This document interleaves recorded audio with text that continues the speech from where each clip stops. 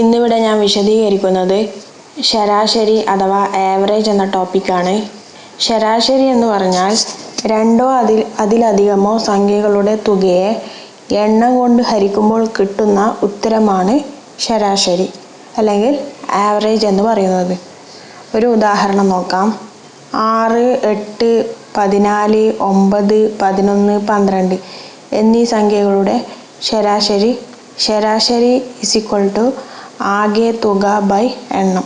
ഇവിടെയിലെ അക്കങ്ങളുടെ ആകെ തുക കണ്ടുപിടിക്കൽ 6 + 8 + 14 + 9 + 11 + 12 60 എന്ന് കിട്ടി. എണ്ണം, ഈ സംഖ്യകളുടെ എണ്ണം എത്രയെന്ന് നോക്കാം.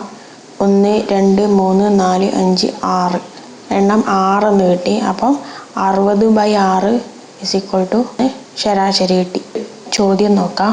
11 പേരുള്ള ഒരു ക്രിക്കറ്റ് ടീമിലെ കളിക്കാരുടെ വയസ്സിൻ്റെ ശരാശരി 24 ആണ്. ഇതിൽ നിന്നും 29 വയസ്സുള്ള ഒരാൾ വിരമിച്ചു. ആ സ്ഥാനത്തേക്ക് മറ്റൊരാൾ വന്നപ്പോൾ ശരാശരി പ്രായം 1 വയസ്സ് കൂടി. എങ്കിൽ പുതിയതായി ടീമിലെത്തിയ കളിക്കാരൻ്റെ പ്രായം എത്രയാണ്? ഇവിടെ ഒരു ഷോർട്ട് കട്ട് ഉണ്ട്. അതായത് y + n × d. y + n × d. y എന്ന് പറഞ്ഞാൽ വിരമിച്ച ആളിൻ്റെ വയസ്സ്, n ടീം അംഗങ്ങളുടെ എണ്ണം, d വർദ്ധിച്ച ശരാശരി.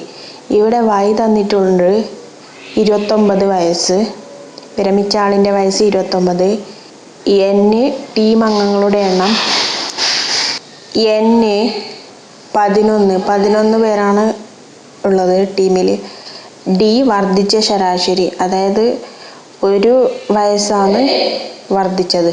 അപ്പം d = 1. y + n × d.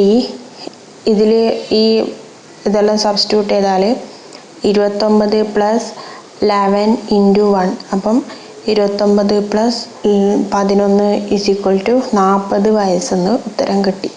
40 വയസ്സെന്ന് ഉത്തരം കിട്ടി. ഇനി ഇത് കൂടിയാൽ, 1 വയസ്സ് കൂടിയാലുള്ള ഷോർട്ട് കട്ടാണ്.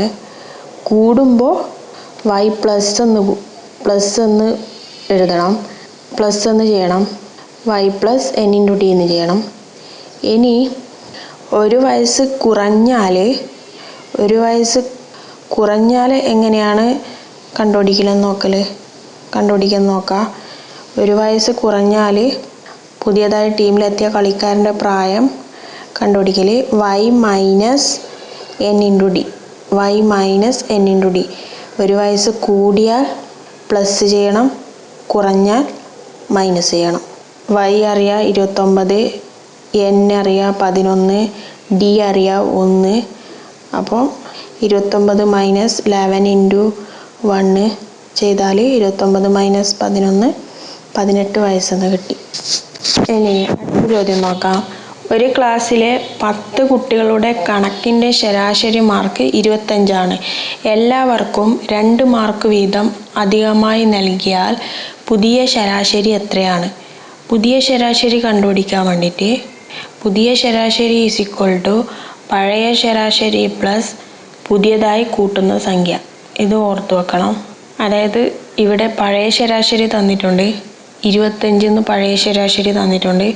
പുതിയതായി കൂട്ടുന്ന സംഖ്യ 2 ആണ്. 2 മാർക്കാണ് അധികം കൂട്ടുന്നത്. 25 + 2 ചെയ്താൽ 27 എന്ന ആൻസർ കിട്ടി. അതാണ് പുതിയ ശരാശരി. അപ്പോൾ ഉത്തരം 27. 4, 8, 12, 16, 20, 24, 28 എന്നിവയുടെ ശരാശരി കാണുക. ഇവിടെ 4ൻ്റെ ഗുണിതങ്ങളാണ് തന്നിട്ടുള്ളത്. 4 × 1 = 4, 4 × 2 = 8, 4 × 3 = 12 അങ്ങനെ. അപ്പോൾ ഇവയുടെ ശരാശരി കാണാൻ സംഖ്യകളുടെ മധ്യത്തിലുള്ള സംഖ്യയായിരിക്കും ശരാശരി.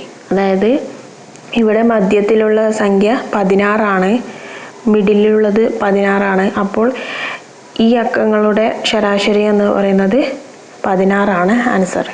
ഇനിയിപ്പം മധ്യത്തിലൊരു പ്രത്യേക സംഖ്യയൊന്നും ഇല്ലെങ്കിൽ, അതായത് 4, 8, 12, 16, 20, 24 എന്നിവയുടെ ശരാശരിയാണ് കാണേണ്ടതെങ്കിൽ മധ്യത്തിലുള്ള രണ്ട് സംഖ്യകൾ കൂട്ടി അതിൻ്റെ പകുതി എടുക്കണം.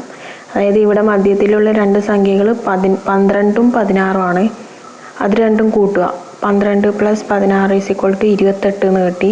ഇതിൻ്റെ പകുതി, അതായത് 28ൻ്റെ പകുതി 14 ആയിരിക്കും ശരാശരി. അപ്പോൾ ഉത്തരം 14 എന്ന് കിട്ടി. ഇനി അടുത്തൊരു ചോദ്യം നോക്കാം. ഒരു ക്ലാസ്സിലെ 5 വിദ്യാർത്ഥികളുടെ കണക്കിൻ്റെ ശരാശരി മാർക്ക് 24 ആണെങ്കിൽ അവർക്ക് എല്ലാവർക്കും കൂടി കണക്കിന് ലഭിച്ച ആകെ മാർക്ക് എത്രയാണ്? അതായത് ഇവിടെ ആകെ മാർക്ക് കണ്ടുപിടിക്കണമെങ്കിൽ ആകെ മാർക്ക് = ശരാശരി × എണ്ണം. അതായത് ഇവിടെ ശരാശരി തന്നിട്ടുണ്ട്, ശരാശരി 24 എന്ന് തന്നിട്ടുണ്ട്, വിദ്യാർത്ഥികളുടെ എണ്ണം 5 ആണ്. അപ്പം 24 × 5 ചെയ്താൽ 120 എന്ന് ആൻസർ കിട്ടും. ഇതാണ് ആകെ മാർക്ക്. അപ്പോൾ ഉത്തരം 120 എന്ന് കിട്ടി. Thank you friends. എൻ്റെ ഈ വീഡിയോ നിങ്ങൾക്ക് ഇഷ്ടമായെങ്കിൽ എൻ്റെ യൂട്യൂബ് ചാനൽ സബ്സ്ക്രൈബ് ചെയ്യുക. എൻ്റെ വീഡിയോസ് എല്ലാം ലൈക്ക് ചെയ്യുക, ഷെയർ ചെയ്യുക.